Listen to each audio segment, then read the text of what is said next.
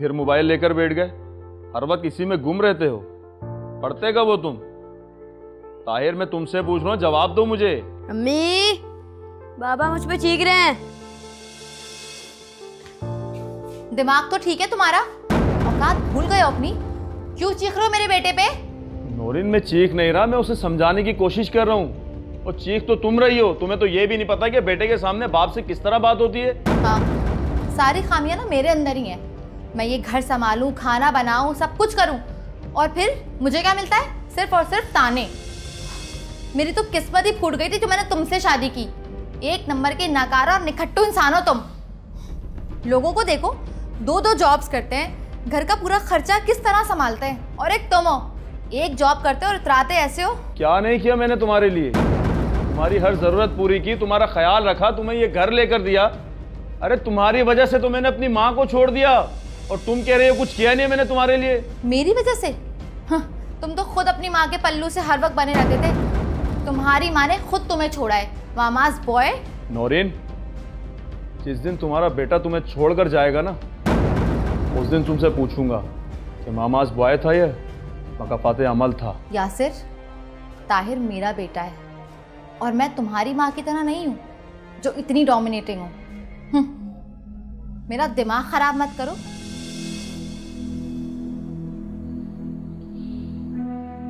इस औरत ने तो जीना ही दुश्वार कर दिया घर में।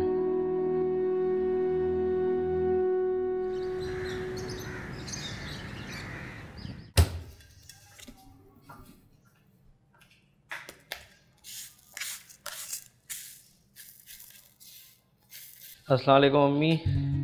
वालेकुम अस्सलाम। क्या बना रही है खाने में?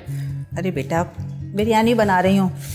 मेरे बेटे को बिरयानी बहुत पसंद है ना, इसलिए आज मैं तेरे लिए बिरयानी बना रही हूँ। अम्मी, आप शायद भूल रही हैं, बिरयानी यासिर भाई को बहुत पसंद है। आपको याद है आप हर संडे को उनके लिए ख़ास बिरयानी बनाया करती थी? उसका नाम मत ले मेरे सामने। 1.5 साल गुजर गया है उसको यहाँ से गए हुए। अरे 4-6 महीने में एक दफ़ा भी उसे ख्याल नहीं आया कि अपनी माँ की खैरियत ही पूछ ले, बात जिंदा है या मर गई, जबकि एक ही शहर में रहता है। अम्मी, मैं मानता हूँ वो पलट के कभी वापस नहीं आए, लेकिन वो हमसे कभी बेखबर भी नहीं रहे। मेरी जब भी उनसे बात हुई, उन्होंने सबसे पहले आपकी खैरियत पूछी है, लेकिन उनकी आवाज़ से मुझे ऐसा लगा कि वो बहुत तन्हा और उदास हो गए। उदास? असल में उदास और तन्हा तो मैं हूँ। मुझे उसकी कमी बहुत महसूस होती है। अरे जिस बेटे को माँ ने 9 महीने पेट पे रखा, तकलीफें उठाई, पढ़ाया लिखाया, इस काबिल किया, और शादी होते ही वो ऐसे बदल गया जैसे काबे से काफिर। अरे उसे बीवी क्या मिली, वो मक्कार औरत। उसने चूल्हा हांडी सब अलग कर लिया, मेरे बच्चे को मुझसे छीन के ले गई।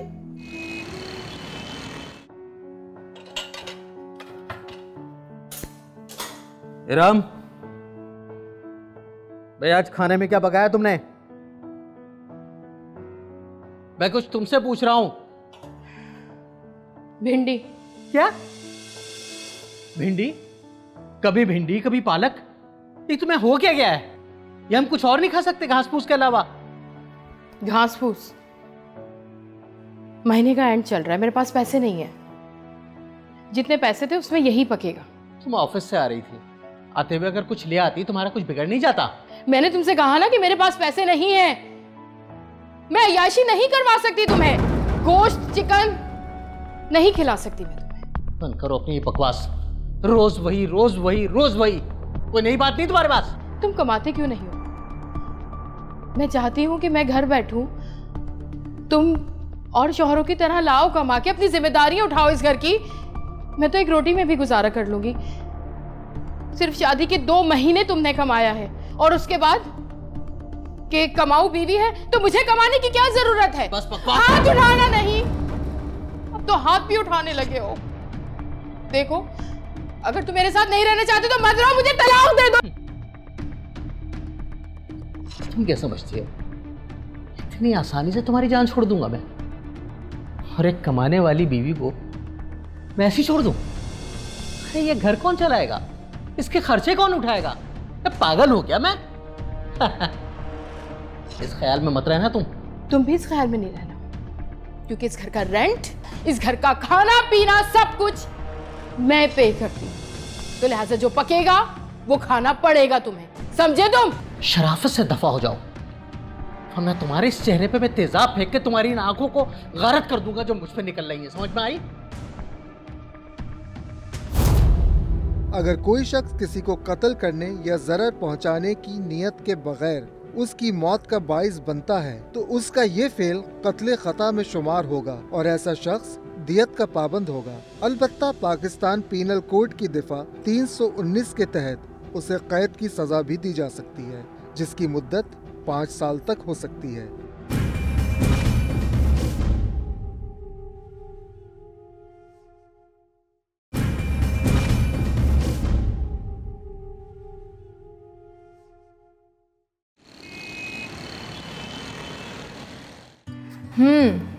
नहीं यार शाजिया, क्या हो गया है यार?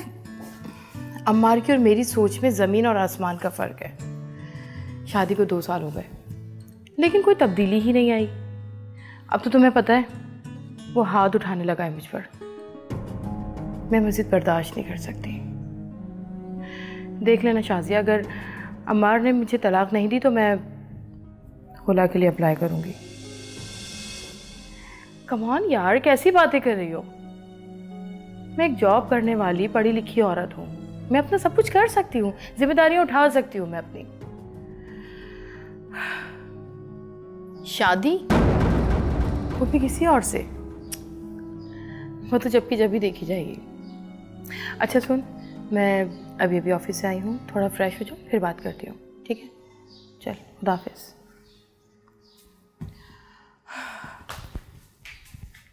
थोड़ा लेट जाऊं।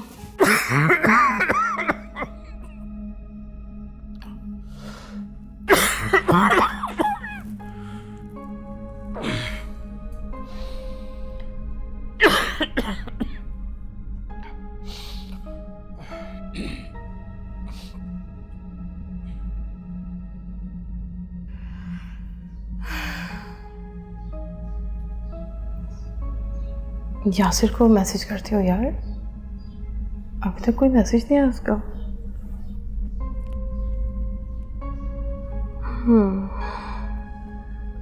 कैसे हो?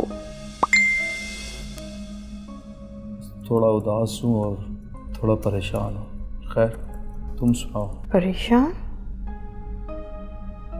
सब ठीक तो है? खैरियत या फिर वही फैमिली इश्यूज? हाँ यार, मेरी बीवी, उसे मेरे जज्बात, मेरे एहसासात की कोई परवाह ही नहीं है। हर वक्त मुझसे लड़ती रहती है। मेरे जज्बात, मेरे एहसासात, तंग आ गया हूँ।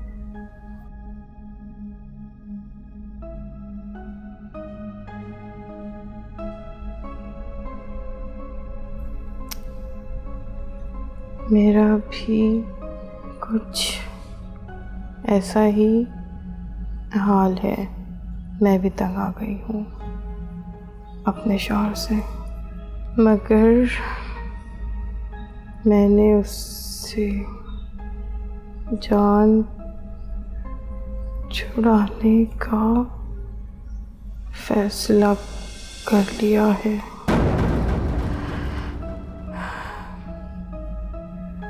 अगर तुम मुझसे शादी करने के लिए तैयार हो तो, और ये लैपटॉप से चैट करना बंद करो। इतना डरते हो अपनी बीवी से?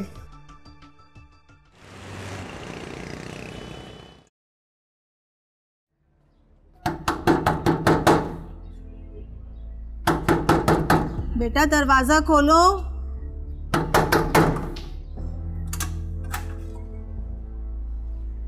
आप इतनी सख्त गर्मी में आप कहाँ से मटकती थिरकती आ गई?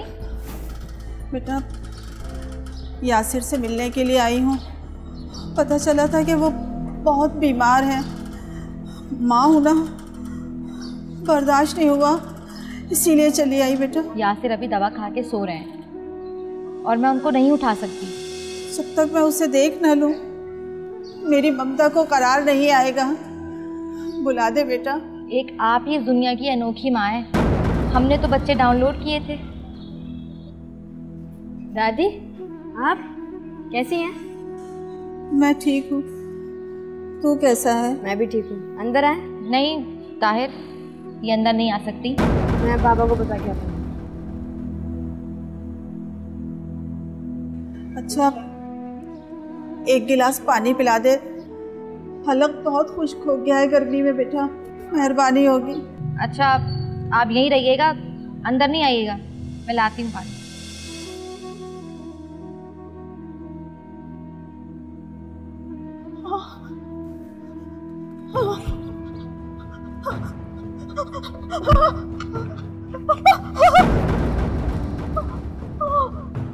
यासिर। अम्मी, दादी अम्मी, अम्मी, अम्मी आंखें खोले। अम्मी, अम्मी आंखें खोले। क्या हुआ अम्मी? अब अम्मा कब आई यहाँ पर? ये कब से आई हुई थी? अम्मी ने तो झूठ अम्मी आंखें खोले। अम्मी, अम्मी उठो ना।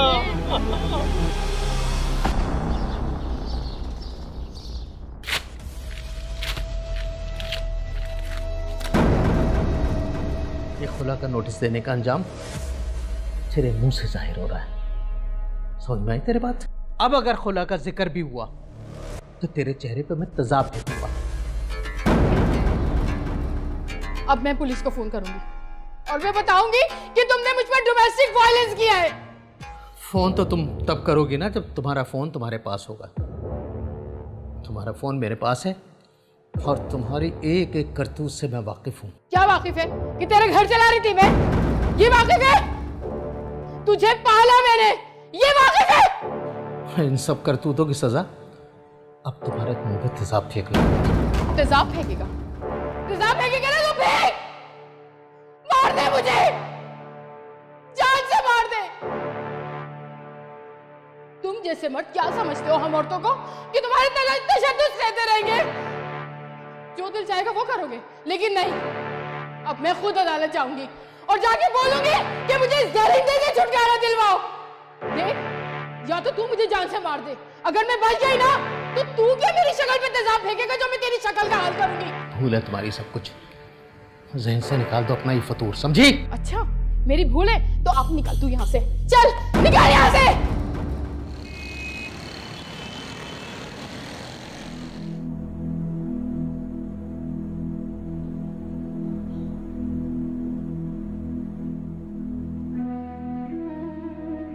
भाई आप इनसे बात करें। जब से आंटी का इंतकाल हुआ है इन्होंने तो मुझसे बात करनी ही बंद कर दी है। तुम फिक्र नहीं करो, मैं बात करता हूँ।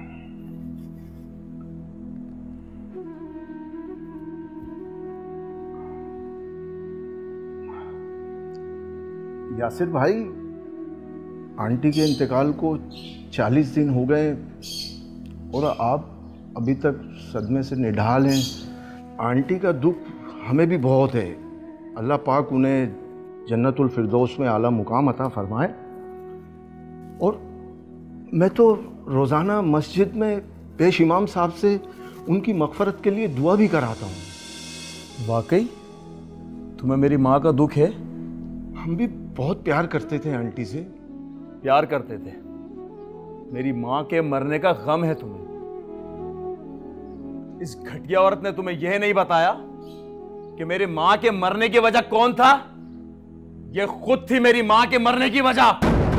इसकी वजह से मरी है मेरी माँ। यासिर, तुम्हारा दिमाग तो ठीक है? क्या बोल रहे हो भाई के सामने? दिमाग ठीक है मेरा। नहीं बकवास बंद करो वरना दूंगा तुम्हारे मुंह पे। यासिर भाई क्या कर रहे हैं? पागल हो गए आप? होश में आए। ये बीवी है आपकी। होश में अब आया हूं मैं, समझे ना आप? 15 सालों में रोजाना जलील किया इसने मुझे। इसकी वजह से मैंने अपनी मां को छोड़ा। मेरी मां मुझे दुनिया में अकेला छोड़ के चली गई सिर्फ इस घटिया औरत की वजह से। अब मैंने एक बहुत अहम फैसला किया है। क्या बोल रहे हैं यासिर भाई? कैसा फैसला? मैं इसे तलाक देता हूं। यासिर भाई, मैं इसे तलाक देता हूं। यासिर भाई प्लीज, मैं तुम्हें तलाक देता हूं। यासिर भाई। ताज़ीरात पाकिस्तान की दिफा 315 के तहत अगर कोई शख्स इरादतन किसी हथियार या किसी फेल से किसी को जिस्मानी या जहनी नुकसान पहुंचाए जो इसकी मौत का सबब बने तो उसे कत्ल शुबे अम्द का मुर्तकिब करार दिया जाएगा, जिसकी सजा 14 साल तक हो सकती है।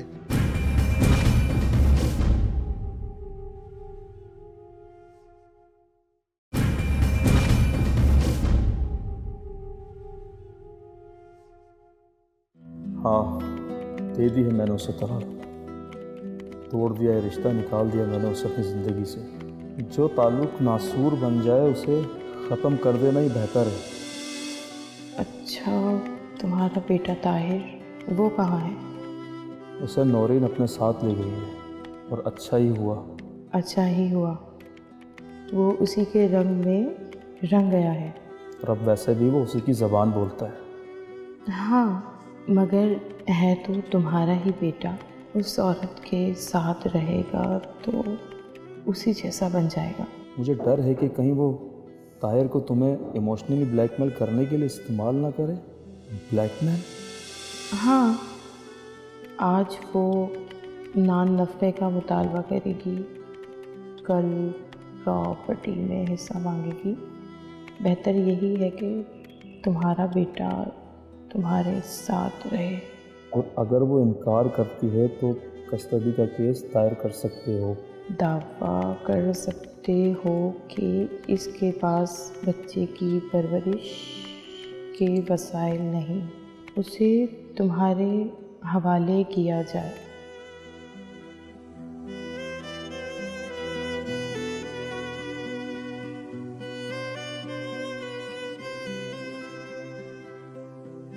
हाँ, तुम ठीक कह रही हो यार।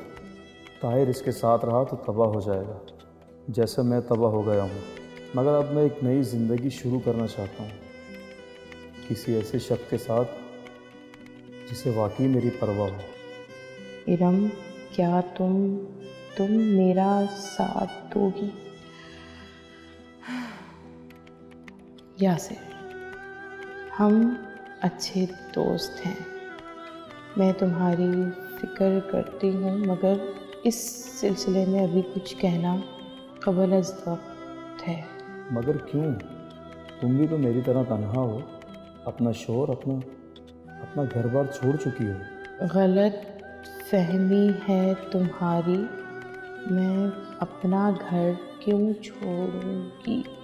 हाँ, मैंने उसको घर से निकाल दिया, मगर रिश्ते की डोर अभी पूरी तरह टूटी नहीं है। मैंने खुला के लिए अप्लाई किया है, अगले हफ्ते पेशी है। ठीक है रम, मैं इंतज़ार करने के लिए तैयार हूँ। हम एक दूसरे का सहारा बन सकते हैं।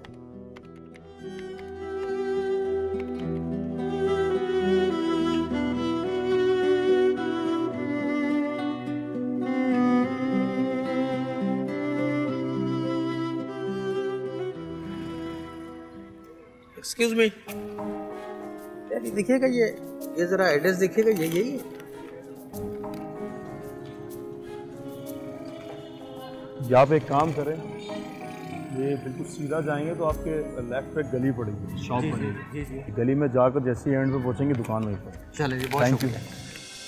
कैसे हैं यासिर साहब? कई रोज से मैं आपको फ़ोन कर रहा था, मगर आपने मेरा फ़ोन उठाना गवारा ही नहीं किया। मजबूरन मैं खुद ही चला आया। अरे नहीं, कुछ रोज से मसरूफियात ज़्यादा थी, इसलिए आपका फ़ोन नहीं उठाया होगा मैंने। अच्छा, मुझे पता चला था पहले आपकी वालदा की दर्दनाक मौत, फिर बीवी को तलाक, मगर ये सब कैसे हुआ? भाई साहब, ये मेरा ज़ाती मामला है। आप अपना काम बताएं, आप किस काम से आए? वैसे मुझे ऑफिस के लिए लेट हो रहा है। आप मेरी आमद जानते हैं। आपके घर के पास एक प्लॉट है, उस पर मेरी कंपनी कंस्ट्रक्शन कर रही थी, मगर आपने उसके खिलाफ स्टे ले लिया है। 4 माह से काम ठप पड़ा हुआ है। मेहरबानी होगी ये दरख्वास्त वापस ले लें। क्यों वापस ले लूं वही साहब? आप लोग रिहायशी इलाके में कमर्शियल प्रोजेक्ट बना रहे हैं और बेच रहे हैं। मैं आपका बैकग्राउंड जानता हूँ, पता है मुझे आपका। ओशन बनाना क्या गुनाह है? लोगों को सस्ती छत मिल जाए और इससे अच्छी बात क्या होगी? वही साहब, बेहतर होगा कि आप ये केस वापस ले लें, वरना क्या? वरना क्या धमकी दे रहे हैं आप मुझे? क्या करेंगे आप? कत्ल करवा देंगे मुझे? चाहे वही साहब, काम करें आप अपना। देखिए मैं आपको अरे यासिर भाई क्या होगा? कोई मसला है? मैंने कुछ नहीं हुआ। ठीक है यासिर साहब, फिर मिलते हैं। अरे जाएं, काम करें आप अपना, धमकी किसी और को दीजिएगा आप। बड़ा है धमकी देने वाले। यासिर भाई कौन था ये? अरे वही खान बिल्डर था यार, जो खाली प्लाटों पे कब्जा करके सस्ते दामों बेचता है। अच्छा यासिर भाई एहतियात कीजिएगा। अरे भाई नौरेन, कहाँ हो भाई? लो मैं समोसे लेके आया हूं और चाय चढ़ा दो फटाफट। हाँ भाई बेटे। भाई अरे कहाँ गुम रहती हो तुम? भाई ये नोटिस। नोटिस? कैसा नोटिस? वो यासिर, वो मेरे बेटे को मुझसे छीनना चाहता है। उसने कस्टडी का केस भी फाइल कर दिया है। भाई मैं ताहिर के बगैर नहीं रह सकती भाई। मेरा बेटा तुम परेशान मत हो, यासिर कुछ नहीं कर सकता। वो हमको ताहिर को हमसे नहीं छीन सकता। ताहिर अपने मामू के साथ रहेगा। क्यों बेटा? है ही क्या यहाँ पे? हालत देखिए इस घर की, कोई भी इंसान नहीं रह सकता यहाँ पे। मुझे मेरे पापा के पास जाना है बस। ताहिर, आइंदा अपनी बात मुंह से मत निकालना, ज़बान खींच लूंगी मैं तुम्हारी। तो खींच लें, लेकिन मुझे यहाँ नहीं रहना। कुछ भी नहीं है इस घर में, एसी भी नहीं है और मेरा प्ले स्टेशन भी मेरे घर पे रह गया। अरे बेटा, हाँ मुझे पता है गर्मी है, एसी मामू है ना, मामू आज ही एसी लगवा के देगा और आज शाम में तुम्हारा प्ले स्टेशन भी ला दूंगा। अब तो खुश हो ना? अब तो मामू को छोड़ के नहीं जाओगे ना? भाई इस सब की कोई जरूरत नहीं है। ये एसी, ये प्ले स्टेशन, ये 2-2.5 लाख रुपए का खर्चा है भाई। ये तो कुछ दिनों में ठीक हो जाएगा। अच्छा मामू, अगर एसी और प्ले स्टेशन लगवा दिया ना तो फिर मैं सोचूंगा। हाँ मेरा बेटा। चलो भाई नौरीन, अब चाय बना लो फटाफट और प्लेटें ले आओ, समोसे निकाल लो।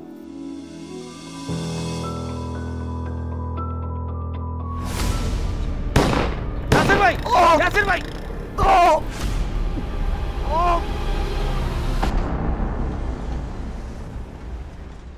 वकील साहब, यासिर को 22 मार्च की दोपहर 11 बजे एक मोटरसाइकिल सवार ने फायरिंग करके कत्ल कर दिया था। मकतूल को 9mm पिस्टल से निशाना बनाया गया और इस कत्ल का मुकदमा मकतूल के छोटे भाई जावेद की मुद्दत में दर्ज हुआ था। और जावेद ने अपने भाई के साबिक साले आसिम को इस केस में नामजद किया।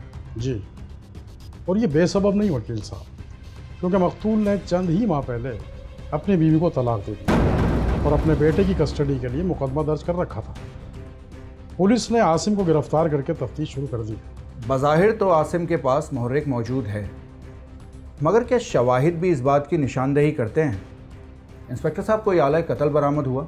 नहीं वकील साहब, हमने आसिम के घर की अच्छी तरह तलाशी ली मगर कोई सुराग नहीं मिला। इंस्पेक्टर साहब, कोई चश्मदीद गवाह जिसने ये कत्ल होते हुए देखा हो या फिर किसी ने मोटरसाइकिल का नंबर नोट किया हो? जी नहीं, क्योंकि वकील साहब हमलावर ने हेलमेट पहन रखा था। अलबत्ता मकतूल का एक पड़ोसी है वजाहत, वो जाए वारदात से कुछ ही दूरी पर मौजूद था। वो मोटरसाइकिल का नंबर तो नोट नहीं कर सका। इंस्पेक्टर साहब, डिफेंस का वकील इन दावों को मिनटों में हवा में उड़ा देगा। अच्छा आप ये बताइए कि मुल्जिम ने बयान क्या दिया? वकील साहब, आप तो जानते ही हैं, हर मुल्जिम अपने आप को बेकसूर ही समझता है। अब मैं सच कह रहा हूँ कि 22 मार्च की सुबह मैं अपने दोस्त हमीद के प्रिंटिंग प्रेस पे मौजूद था और उसके साथ उसके ऑफिस में बैठा हुआ था। सर, मगर हमीद खुद कहाँ है? उसके घर पर ताला पड़ा हुआ है, फोन उसका बंद जा रहा है। जी जी जी, बिल्कुल आप ठीक कह रहे हैं सर। असल में जब हमारी मुलाकात हुई थी तो हमीद ने मुझे बताया था वो किसी काम के सिलसिले में बदीन जा रहा है और कुछ दिन हमारी मुलाकात नहीं हो सकेगी, क्योंकि बदीन के जिस एरिया में वो गया है वहाँ मोबाइल नेटवर्क का कोई प्रॉब्लम है। चलो मान लिया कि हमीद बदीन गया हुआ है, मगर तुझे उसके साथ किसी और शख्स ने तो देखा होगा, कोई मुलाजिम, कोई चाय वाला? नहीं सर, असल में सुबह सुबह का टाइम था ना, तो कोई मुलाजिम उसके प्रिंटिंग प्रेस पे मौजूद नहीं था और इत्तेफाक है हमने चाय भी नहीं मंगवाई सर। साहब, ये मासूम बनने की कोशिश कर रहा है, कहानियाँ गढ़ रहा है ये। जब उसका कत्ल हुआ तो इसका फ़ोन इसके अपने ही घर पे एक्टिव था। जी जी जी सर, ये ठीक है, क्योंकि मेरे मोबाइल की बैटरी डाउन थी और मैं अपना मोबाइल चार्जिंग पे लगा के हमीद के प्रिंटिंग प्रेस पे चला गया था। तुम मोबाइल घर पे इसलिए छोड़कर गया था कि कोई तेरी लोकेशन ट्रेस ना कर सके। तुझे मकतूल के औकात कर का पता था, इसलिए तूने उसे कत्ल किया और खामोशी से घर आ गया। साहब, मैं सच कह रहा हूँ, मेरा इस कत्ल से कोई ताल्लुक नहीं है साहब। देखिए इंस्पेक्टर साहब, बज़ाहिर उसकी बात में तज़ाद पाया जाता है, मगर यह भी मुमकिन है कि वो सच बोल रहा हो और वो वाकई अपने दोस्त के साथ हो, जो बाद में किसी वक्त भी सामने आके उसके हक में गवाही दे दे। वकील साहब, गवाही तो झूठी भी हो सकती है और जाहिर है वो उसका दोस्त है, तो दोस्त को बचाने के लिए झूठी गवाही भी दे सकता है।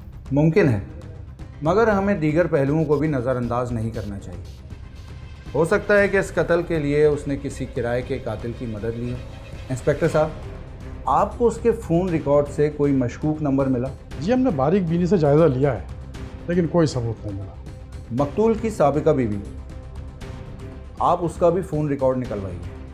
हो सकता है कि वो इस जुर्म में बराह रास्त मुलव्वस हो और उसका भाई आसिम इस बात से लाइल्म हो। आप ठीक कह रहे हैं वकील साहब, मैं आज ही रिकॉर्ड निकलवा लेता हूँ। और एक बात और इंस्पेक्टर साहब, हमें मकतूल के भाई और उसके पड़ोसियों से दोबारा मिलना होगा, क्योंकि अगर आसिम कातिल नहीं है तो इसका मतलब है कि कातिल अब तक आज़ाद घूम रहा है और हो सकता है कि वो किसी और को भी कत्ल कर दे। और हाँ इंस्पेक्टर साहब, आपने मकतूल का लैपटॉप तहवील में ले लिया?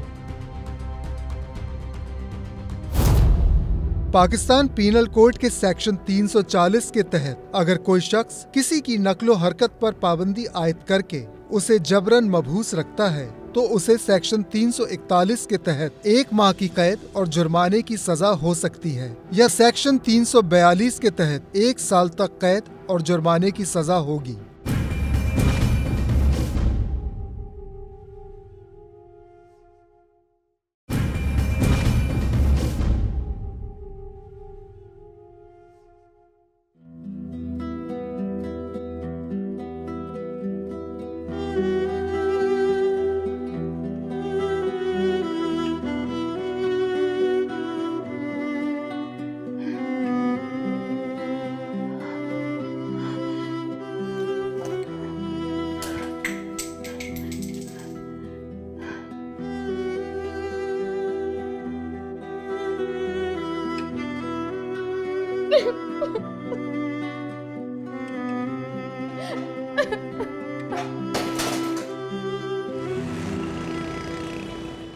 जावेद साहब, आपके भाई यासिर ने ये मकान कब खरीदा था?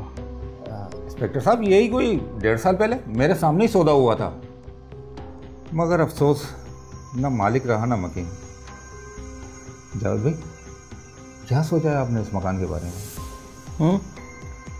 हाँ, मैं सोच रहा था कि अपना घर और ये मकान बेचकर बैरून मुल्क शिफ्ट हो जाऊँ। उम्मीद है कि ऐसा करते हुए आप अपने भतीजे को नहीं भूलेंगे, क्योंकि इस मकान का तो वो वारिस है और आपकी जायदाद में भी वो हिस्सेदार है। जी जी बिल्कुल, मैं उसे कैसे भूल सकता हूँ। यासिर भाई को बड़ी उनसियत थी इस मकान से, बहुत ख्याल रखा करते थे। अगर बाहर कोई कचरा भी फेंक के चला जाता ना तो नाराज़ हो जाते थे। इसी मकान की वजह से उस बिल्डर से झगड़ा हुआ था और सुना है जावेद भाई कि केस वेस भी हो गया था। बिल्डर? कौन बिल्डर? वो नाम शायद वहीद खान नाम था उसका। ये जो सामने खाली प्लाट है ना, उस पर वो पोर्शन बना रहा था। इंस्पेक्टर साहब, तामीर का काम शुरू होने वाला था, यासिर भाई ने अदालत से स्टे ले लिया। अच्छा, हैरत है जावेद साहब, इतनी अहम बात बताना आपने ज़रूरी नहीं समझा। आई एम सॉरी सर, हमारा 1.5 साल से राब्ता बिल्कुल मुनक़ता था और हमारी अम्मी की अचानक से मौत के बाद ही हमारी मुलाकात हुई। वो और मैं सदमे में थे, शायद उन्होंने इस बारे में बताया भी होगा, लेकिन उस वक्त इतना इस बात पे ध्यान नहीं दे सका। जावेद साहब, बड़ी गफलत का सबूत दिया आपने। हो सकता है उन्होंने और कुछ भी बताया हुआ जिस पर आपका ध्यान नहीं किया, लेकिन पुलिस के लिए वो बेहद अहम है। बराए मेहरबानी याद करने की कोशिश कीजिए। और आप उस बिल्डर के बारे में और क्या जानते हैं? एक दफ़ा रोड पे मुलाकात हुई थी जब झगड़ा हो रहा था यासिर भाई का और बिल्डर का, तो वहीं पर मुलाकात हुई थी, तो यासिर भाई ने बताया था उसके मतलब। इसके अलावा मैं नहीं जानता कुछ भी। अच्छा जावेद साहब, आपने मकतूल का हमें सिर्फ सेल फ़ोन दिया है, उसका लैपटॉप नहीं दिया, हमें वो भी चाहिए। जी मैं ले आता हूँ। ठीक है ताहिर, अब लिखो PAT had not a cap.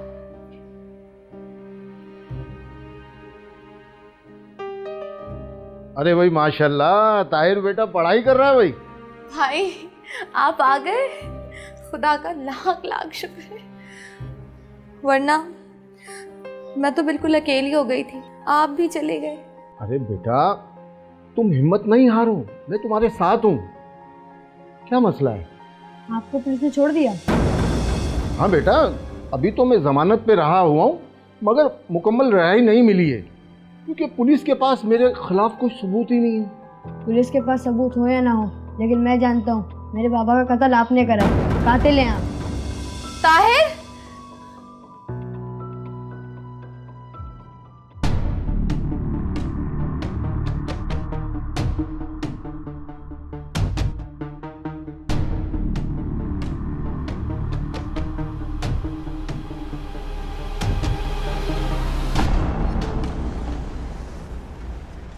वकील साहब, इरम और यासिर की चंद ही माह पहले फेसबुक पर दोस्ती हुई। जल्द ही दोनों एक दूसरे के करीब आ गए और यासिर ने इरम को शादी की पेशकश भी। इरम ने यह पेशकश कबूल भी कर ली थी, लेकिन उस वक्त वो खुला के मरहले से गुजर रही थी और जब तक ये मरहला तय पाता, यासिर का कत्ल हुआ। जिस केस को हम ख़ानदानी दुश्मनी का शाखसाना तस्वुर कर रहे थे, वो तो हमारी तवक्कुआत से ज़्यादा पेचीदा निकला।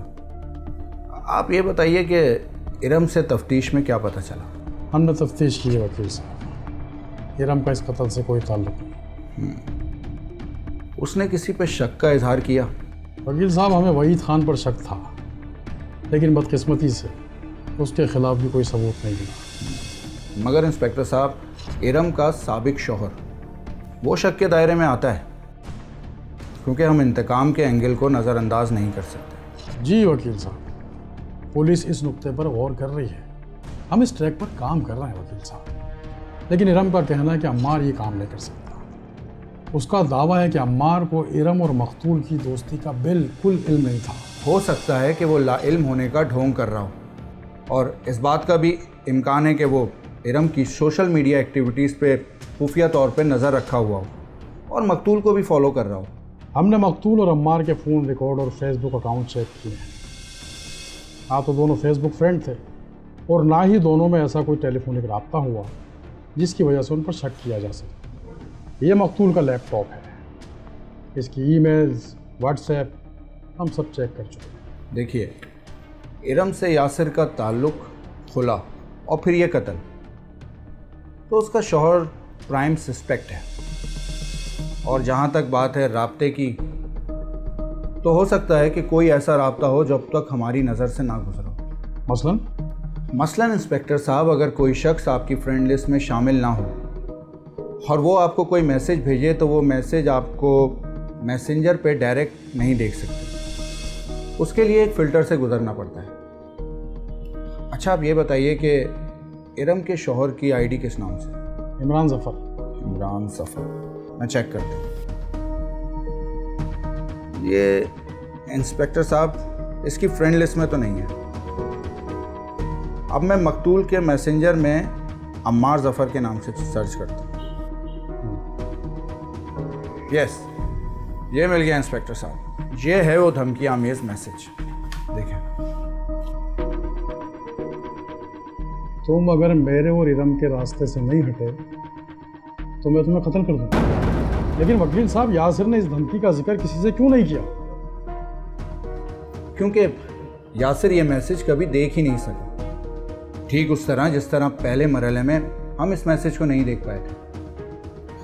मगर अब सारी धुन छट चुकी है और कातिल हमारे सामने आ गया।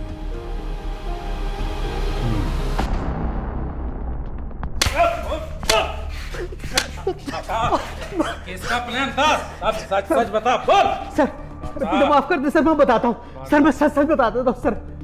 सर यासिर का कत्ल मैं नहीं किया सर, मैं नहीं किया सर। क्यों? क्या दुश्मनी थी तेरी उसके साथ? सर मेरी बीवी इरम की वजह से मेरी बीवी ने मुझसे खुला के लिए अदालत में केस दाखिल किया हुआ था सर। मैंने यासिर और इरम की चैट उनके मोबाइल पे देख ली थी सर। मुझे पता चल गया था कि मुझसे खुला लेने के बाद वो दोनों आपस में शादी करने वाले हैं सर। कत्ल वाले दिन भी यासिर से मैं बात कर रहा था तो वो एक आदमी आ गया, तो मैं सर उसके पास से चला गया, और जब वो शख्स चला गया तो फिर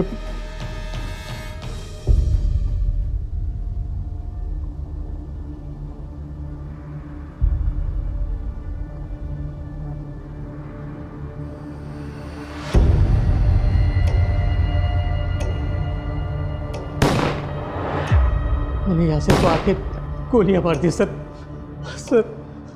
मुझे माफ कर दे सर, मुझसे गलती हो गई सर। करते हैं तुझे माफ। तारिक सर, इसका चालान बनवाओ, सुबह इसको अदालत में पेश करेंगे। वकला के दलाइल, पेश करदा शवाहिद और तमाम तर हालात और वाक़यात का जायजा लेने के बाद ये अदालत इस नतीजे पर पहुंची है कि आसिम का अपने साबिक बहनोई यासिर के कत्ल से कोई ताल्लुक नहीं। दरहकीकत यह कत्ल अम्मार की इंतकामी कार्रवाई का शाखसाना है। लिहाजा ये अदालत आसिम को इस केस से बाइज्जत बरी करती है और मुल्जिम अम्मार को ताज़िरात पाकिस्तान की दफ़ा 302 के तहत सजाए मौत का हुक्म सुनाती है। अदालत बर्खास्त की जाती है। अगर आप भी कोर्ट नंबर 5 में कोई केस पेश करना चाहते हैं तो हमें ईमेल करें court5@sama.tv।